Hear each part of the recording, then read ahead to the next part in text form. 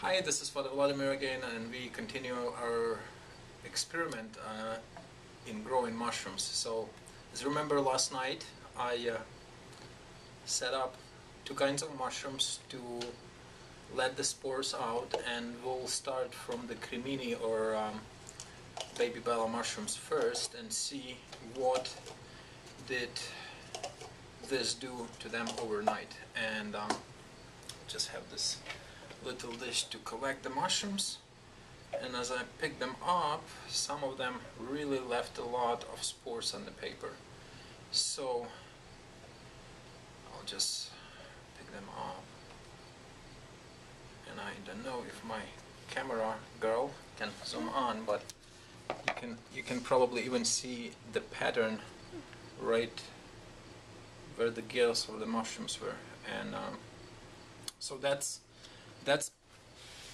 it. That's what we need for the mushrooms to grow. All these spores will go to a growing medium, and I'm just gonna cut off this writing that I did, so we don't need any chemical in our growth medium.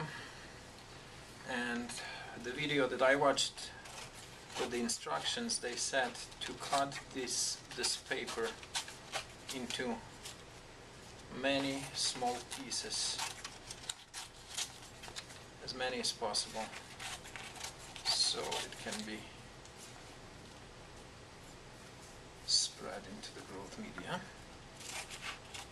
Actually, I'm gonna do my assistant Kelly do the rest of the cutting. All of these pieces of paper, Kelly, into very small pieces of this. Just as small as you can. Just cut them, you know, like in half, and then more, and then more, and then more, into the smallest as you can. And just, I mean, a while we'll bring the hot water, because the next step in our video, we will pour a scorching boiling water over these wood chips that will go together with the cremini mushrooms, and for that I needed really hot and boiling water, which is waiting for me in the kitchen. I'll be right back.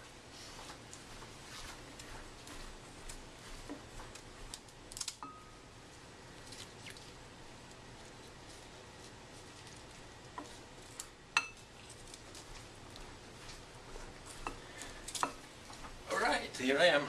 This step doesn't really make sense, because if we're going to sterilize insert these chips, but they're gonna go back into the dirt, so it doesn't really make sense. But I watched the video, and they said this is an important step to do, so it kills some of the undesirable things in it. So we're gonna just scorch it with boiling water all over, and hopefully that will do the trick.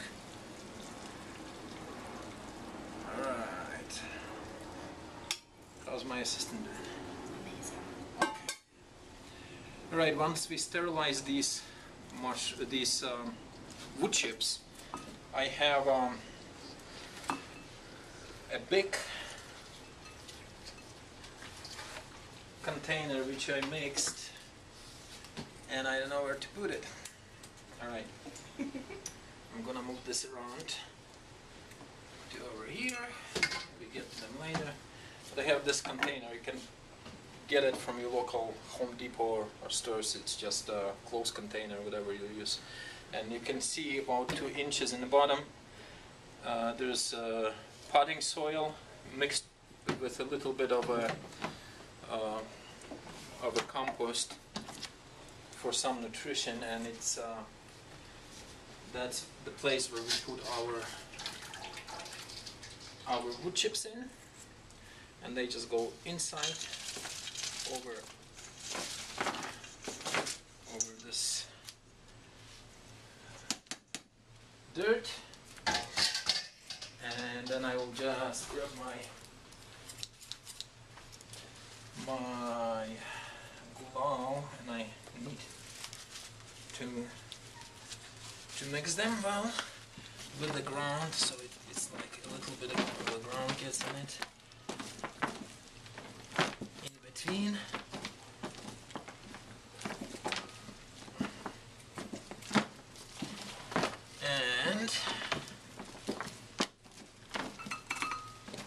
Now all we need to do is to mix all these pieces of paper that Kelly just cut into the dirt. I think that should be fine. And we just have to spread them around the container, and once they are in, we're gonna mix them up again so all these spores have a chance to go around the medium, and hopefully will produce something. And I'm gonna press it down just a little bit, all this dirt, and then I'll just spray with my spray bottle, which doesn't work. Oops.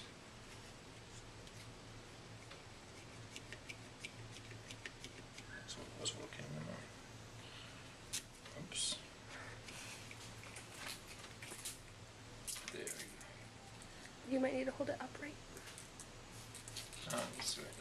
I just need to spray a little bit, because there should be more moisture in a container, and some suggest to cover it up with a piece of plastic, or maybe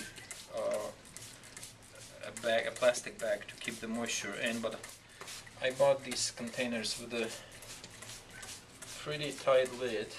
And what I'm gonna do, I'm just gonna put the lid on tightly, and that's it.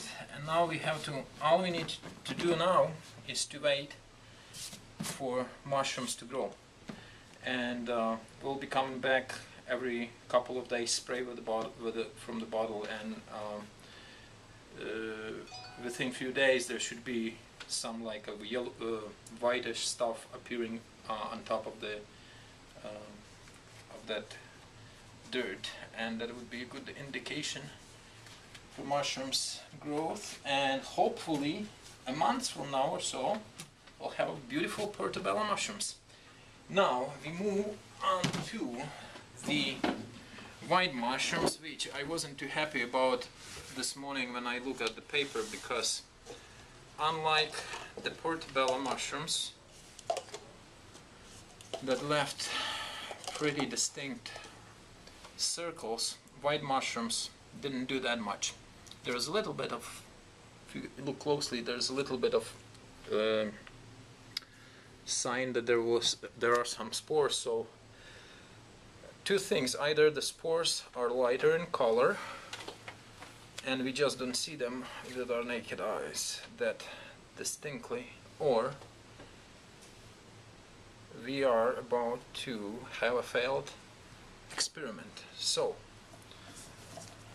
but only time will tell, and in about 1 month, some people say up to 2 months, but in about 1 month we will find out, will we not? Alright.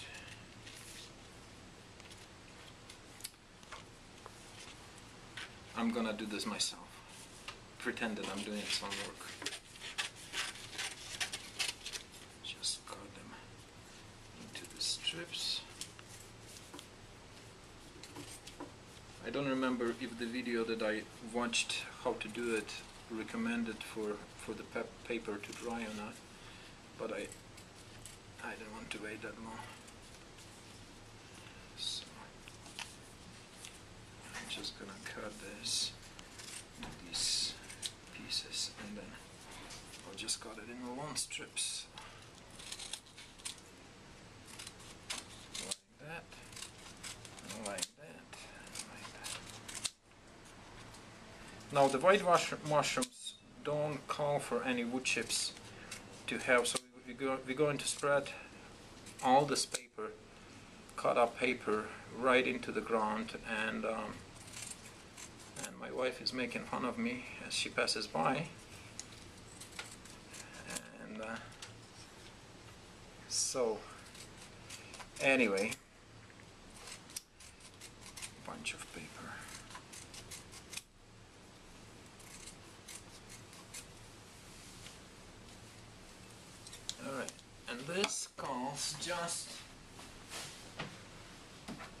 plain soil, no chips or anything, except a little bit of compost I put, so has a little bit more nutrition, and we're gonna just spread on the top.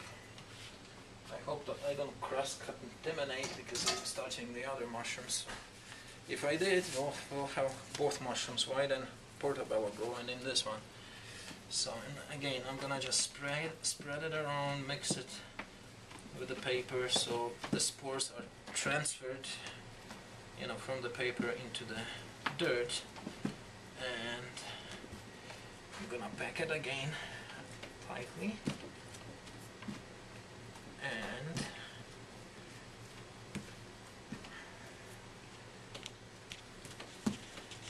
I'm gonna spray it with the water again.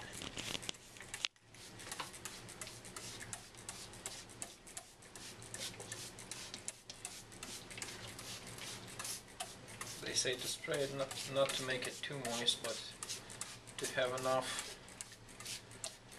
humidity there for mushrooms to grow. So, but since we will be checking them out every other day or so, we can either, you know, add more if needed or not add at all if there's too much moisture. And that's it for the white mushrooms. Close them down. And they say that the best temperature for the mushrooms to grow is between 60 to 65 degrees. So if you are trying to do something like this at home, the basement would be probably the best place to do that. Thank you for watching. Thank you, Lisa, for challenging me. And if you are interested how this experiment is going, subscribe to our YouTube channel and follow us up with the future videos. Thank you.